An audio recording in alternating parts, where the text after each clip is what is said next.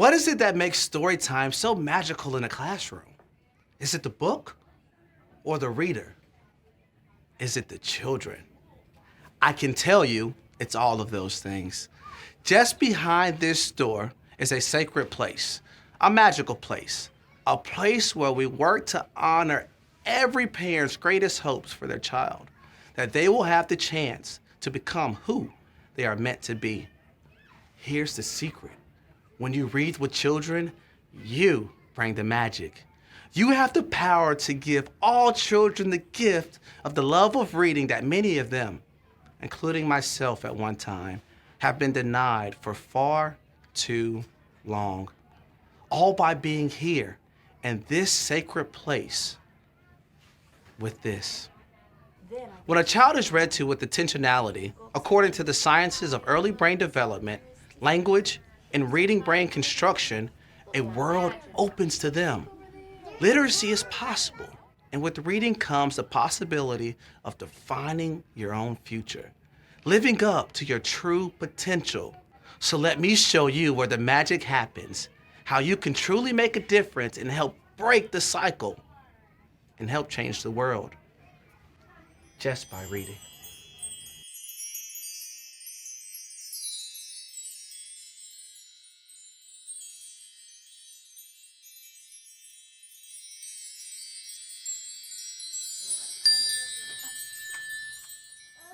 Thank you for your hands. We are ready to clean up and then meet me on the rug, friends.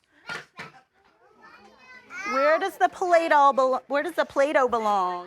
All right, friends, we are all cleaned up and I would like to invite everyone to the rug. Once you are all clean, I would love to invite everyone to the rug. I'm so excited. Friends, our special guest is going to be entering the classroom in just a moment. And he has his book with him. He wrote the book. That means he is the author. It's gonna be so cool. So excited. There he is. Good morning. Good morning, Mr. Mitchell. It's nice to see all of your faces. It is so nice to see you. I hope everyone's having a great day. Yes. Is it okay if I sit right here? Yep. Okay. Yes, it is. I'm gonna sit here next to you, okay? My name is Malcolm Mitchell. I was born and raised in Valdosta, Georgia, and today I would love to read this book to you. Is that okay? Yes. Okay. Is it okay if I sit in this seat and read to you? Yes. Okay. I have one more question for you. Who likes magic? Me! I love magic. Me too, and me too. that is why I titled this book The Magician's Hat. And the title is just the name of the book. Does that sound good? Okay. Let's begin.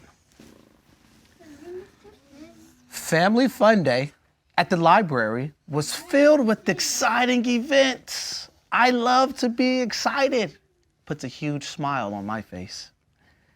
Book scavenger hunts, storytelling, reading rallies.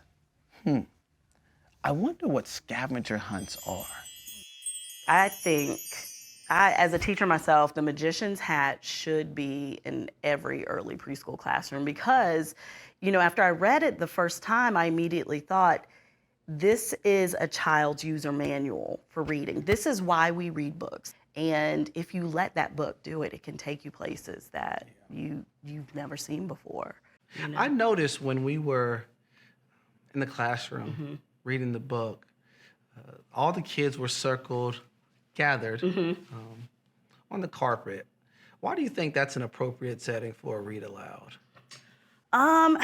For one, when you hear a story and when you're reading a story, you need to be comfortable. And you need to be together.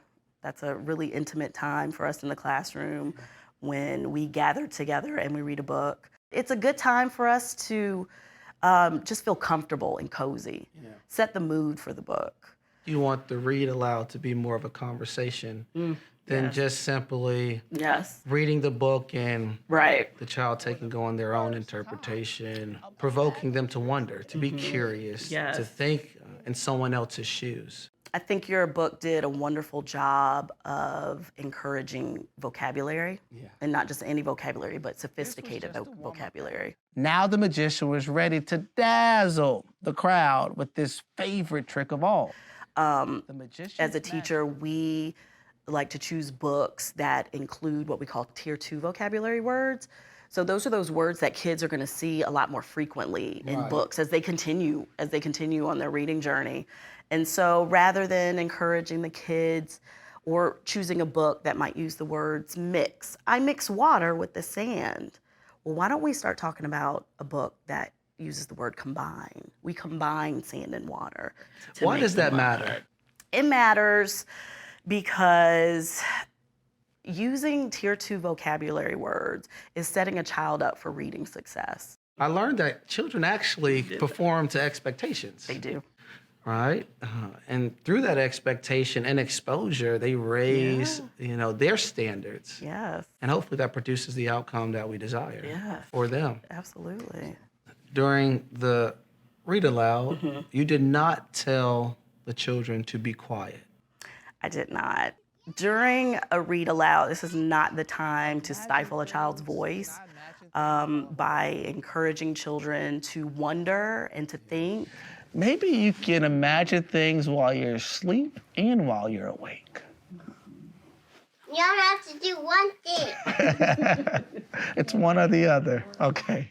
We use a strategy during some of our read alouds called PAT, and that's where we point to the words. We might act out a word. So if we come across the word shiver, we might say they were shivering and they were so cold. And sometimes we'll just tell the child what a vocabulary word means. This is just a great way to communicate those words to the children in a method that will help them understand it a little differently. Sort of like how you demonstrated gathering around. Like we were all gathered, the kids were doing it, so it was a word use in action. Everyone gathered, kind of like we are at this very moment, gathered together. You can't fit in that house. Together, around to see the magician perform. That's about magic. That's right. I'm encouraging kids to understand other perspectives in the classroom. Can you put yourself in this child's shoes and really understand how they're feeling?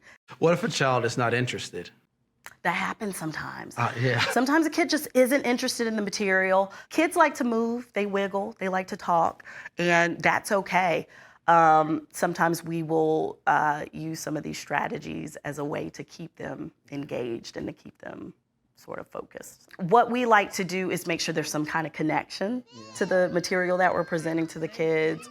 Sometimes there'll be activities and extension activities that are focused on the topic that's in the book. So the topic and the vocabulary words become meaningful to the children. You use the word plunge in your book.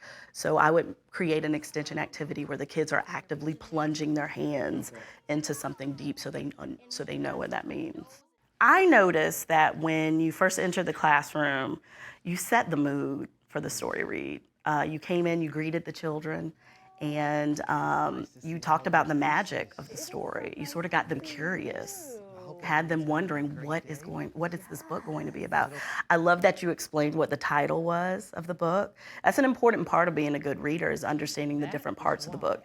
You pointed out the title. The name of this book is The Magician's Hat.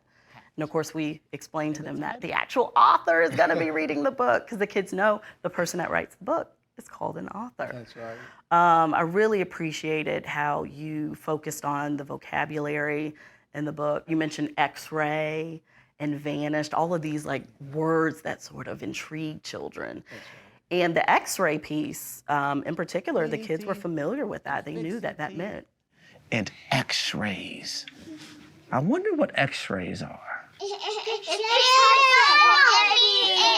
the bones that are broken.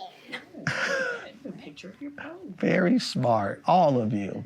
I'm glad they knew that, because I was trying to figure out, how am I going to explain this? They did. They understood that word, and I could hear other voices popping out in the background. X-ray, I know what an X-ray is, and that's just sort of how that knowledge just trickles around and impacts all of the kids in the moment. Usually, an adult gets a book. They walk into a room. They want the children to be quiet. Yes. Questions at the end. Yes. And they read the entire book. How do you feel about questions while the adult or whomever is reading? Questions are great. I mean, I think it's a good look into how the children are understanding what they're hearing. They're sort of using their schemas when they're listening, and that's sort of your framework or the outline on how you understand and you learn something. If there's a moment where they really need to listen, I'll say, I want you to hold that in your brain, and we're going to come back to that question. Okay. Always making sure I do address it. Certainly make sure that you are pushing in and pulling out knowledge from these stories. Get an understanding of what the kids already know about the book. So you're sort of checking for background knowledge, and so you can share whatever relevant knowledge you want that's related to the book. You're pushing in those vocabulary words like gathered around, X-ray, disappear. And I loved how you use real examples to really get the meaning or to solidify the meaning of that vocabulary word with the children. You pointed to some of the words and you explain what they all meant. You did a really good job of modeling your thinking. Some kids aren't comfortable asking questions. Some kids don't have the language to ask the questions. Some kids are feeling a little shy or hesitant to speak in front of others. But by you modeling, I wonder what he's gonna pull out of this hat. You're helping them with that language. Even though they might not outwardly say it, they're thinking it and they hear you. And we do that in the classroom. We model the I wonder, I'm thinking of this, I'm curious about. It's sort of a way to serve that language to them if they're feeling hesitant to use it themselves or they don't have it. And then for empathy, you know, a great way for a child to be a good citizen in a classroom is to empathize with others, is to treat others the way they want to be treated, to care for others when they're feeling a certain way, to understand how to manage emotions. But having that empathy sets a really good tone for any type of community, whether it's a classroom community. And how do I accomplish that? Do I ask questions in relation to the character and what they're experiencing? Do I ask the student how they feel about, how do I create empathy? Great, easy way is to have the listener and the student look at the character's face. Okay. Oh, I'm looking at his face. I wonder how he's feeling. His mouth is dropped. His eyes are squinted. Oh, he looks like he might feel sad. Have you ever felt sad?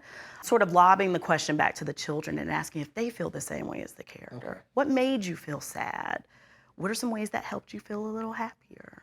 So I'd like to hear from you. What is your advice for anyone who will be reading and may not be a teacher? I've been doing read alouds for maybe 10 years now. Got a long track record. Yeah. I've learned it helps to be vulnerable. Right. There's this expectation, even for you to walk into a room with 3-year-olds and, you know, want respect from them. Right. Well, I have learned that being vulnerable really opens the door and makes them more willing to listen to you. So be who you are and have fun. Right. Also stay open-minded and allow them to speak. Yes. Allow them to share their opinion on what you're reading to them. That's the point. Right? It's not necessarily about having them quiet the entire time, because any level of engagement in the story that I'm sharing, I will take. I don't care if it's in the middle of a sentence. I don't care if it's at the end of the book. I don't care if it's before we start the story. But that engagement to me is a really big deal. So if I have an opportunity to walk into a room and expose children to a different way of thinking, to a different perspective, maybe it's from a voice that they have not heard. Maybe it's a visual identity of something they have not seen. Maybe it's my delivery style, anything. Anything that can expose a child to more, to allow them to see beyond their day-to-day life so they can have that hope is why I do it, because that has played a pivotal role in the life that I live today. Wow. Thank you so much for being here today, Malcolm. Oh, I love really it. do appreciate this visit. Well, I appreciate you. Absolutely. I've learned a lot from you. So hopefully I'll take some of that on my journey and, keep reading. Keep reading. That's right. Yes.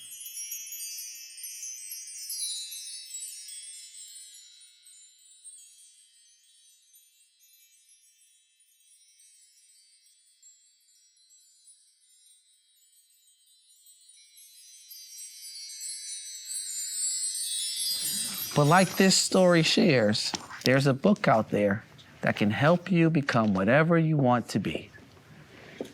Thank you all for listening. You did a great job.